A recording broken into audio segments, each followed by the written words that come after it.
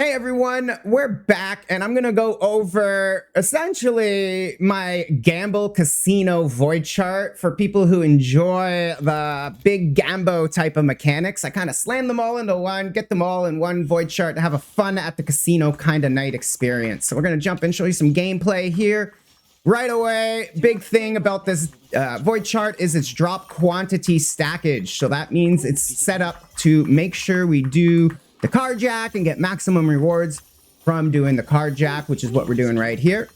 We're going to combo all this drop quantity we have with cube. There's Gambo mechanic number 1 that loves drop quantity just as much as card jack does. And surprisingly, Arcana, which is Gambo mechanic number 2, we enjoy. Also, low-key really likes drop quantity, because what a lot of people don't realize is while you're in the map, you can actually get destinies and dual kiss mix to drop from the cards, just like this.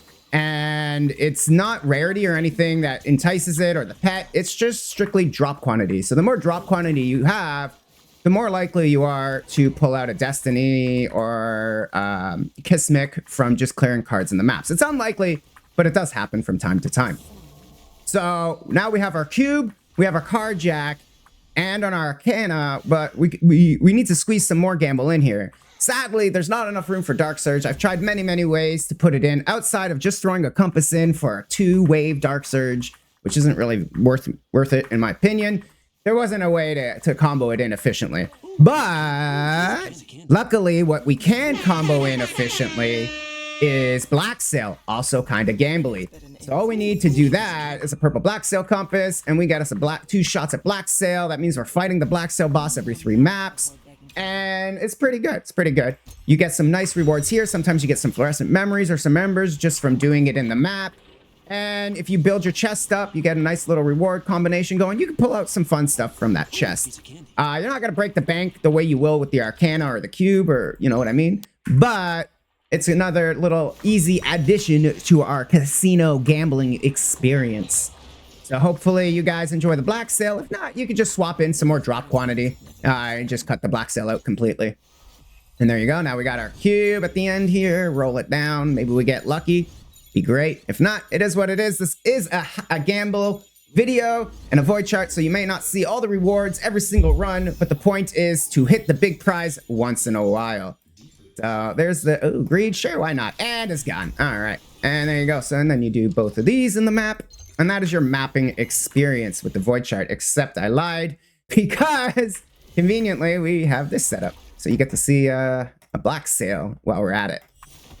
Boink, and we're done. There's Blacksail gameplay.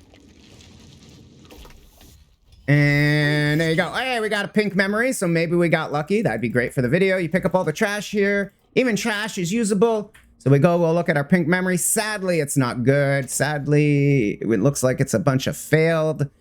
Night in the casino, our first run, not the best, but it is what it is.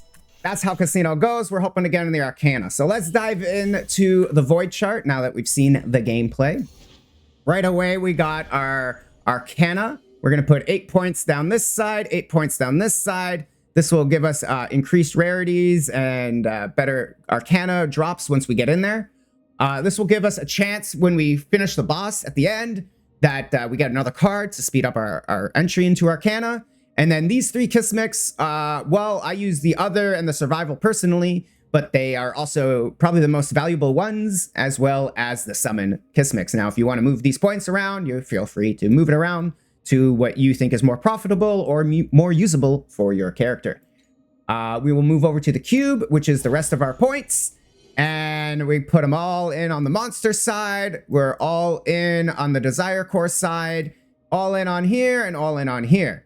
Now, if you do want to go in more on the gamble side of the tree, and that is, you know, night at the casino kind of theme, what you can do is take these 4 points away from up here, these 2 points from here, and 2 points from the Arcana tree. So you could take 2 points out here. I recommend, if you are doing this, to leave survival in. So you would take these 2 points out. You would take these 2 points out and these 4 points, and instead put 8 points here. And this would give you double gamble or double greed. or 3 times greed. So you can greed more, aka gamble more, if that's what you're into. This way will lead to more consistency in your gambling strategies. For the profound, we're using 25 points. In case you're wondering, Mike, where are all your points in the void chart? We're using 25 of them here to get more drop quantity. And we're also using, the less amount of stages for more drop quantity. As I said a few times, drop quantity is the king stat in this. As far as compasses going, well, just like any night at the casino, it's going to come with various, antes, I call them. So if you have the easiest rule of thumb is if you have a blue card, these are your low antes. So you're going to use your cheapest form of compi possible, which would be a blue cube compass, a blue Arcana compass, a strength in numbers, and a purple Blacksail. If you have a purple card, you can up your ante a bit if you want. And what you can do in this situation is change the strength in numbers to a sinful plunder. And you can change your blue Arcana to a purple Arcana and your blue cube to a purple cube. This will always be in the deck. Purple Blacksail is always purple. And if you have a legendary or a rainbow card, you could be a high roller and put in bigger, expensive Gambo cost of entry. So we can now up to a legendary Sinful Plunder instead of the strength in numbers. We can put a legendary Arcana card in. We can put a legendary Cube Compass in. And it essentially is going to cost us more. Now, here's one thing you got to consider, though, is Cube and Arcana don't really benefit from having, like, if a legendary Arcana card comes, that doesn't make the cube any better. So if you have a legendary Arcana card that's really good, you'll use a legendary Arcana compass, but you'll still use a blue cube compass, at least in my world of how I play to be efficient. That doesn't mean you can't run this deck and this strategy using all legendary, all high value compasses, in which case every time you run this strategy, you'll have a gold cube, a gold Arcana, gold Sinful Plunder, and the Blacksail. So if you feel like dropping those kind of compass on every entry, you can. High risk, high reward. It's very fun, and that's the point.